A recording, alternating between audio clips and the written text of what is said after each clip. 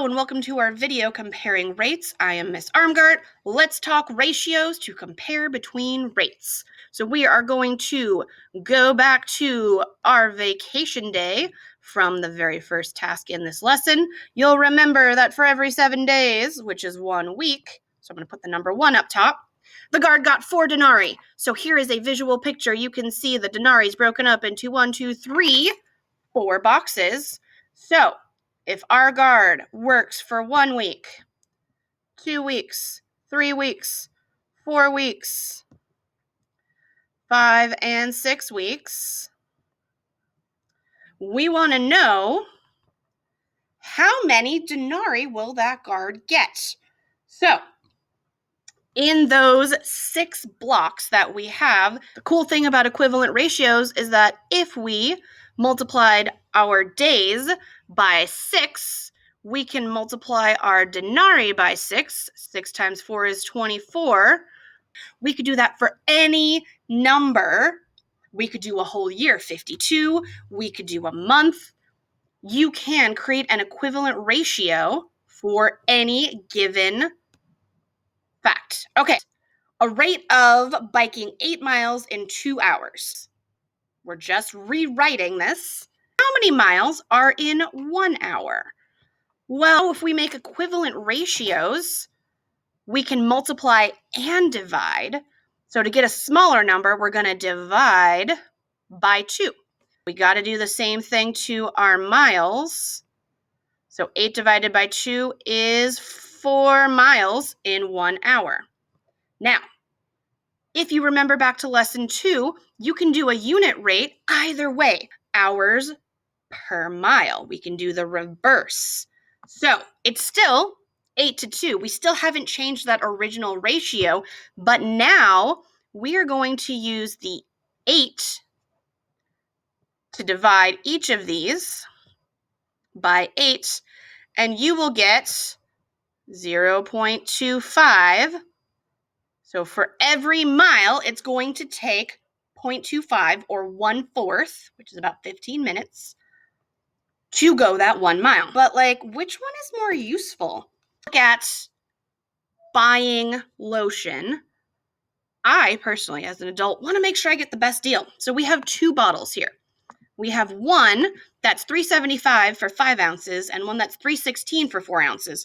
Which one is the cheaper? Which one's the better buy? Well, first let's find the price per ounce. Now we know per ounce means the ounce is going to be the 1 in our equivalent ratio. So we're going to divide each of these by 5. So we find 75 cents per ounce for the 5-ounce bottle. Now let's look at the 4-ounce bottle.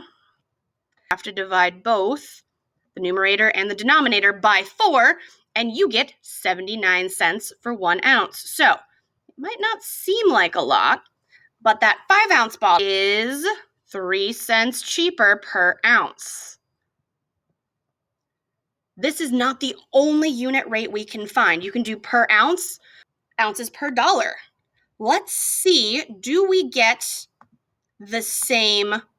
Now the dollar. So we need to divide each of these by 3.75. And we find that for every dollar in the 5-ounce bottle, you'll get 20.27 ounces. And now for the 4-ounce, 3.16, we're going to divide by that. You're going to get 20.25 or 1/4. You'll find that our 5-ounce is the better deal because you get more product for the same amount of money. You get 0.27 ounces versus 0.25. We're going to look at making these rates equal. So we are going to use the Husky Hustle, which happens every spring. There are 3 friends. They want to know who's the fastest. They use their Apple Watches, and they didn't decide on a distance first. So Sherry, Terry, and Janie all ran different lengths, less than that 5,000 meters, less than that 5K.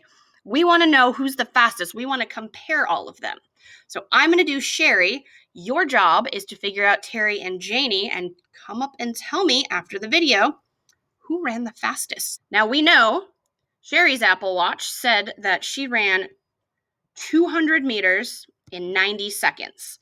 So just like we learned last lesson, we are going to cross multiply.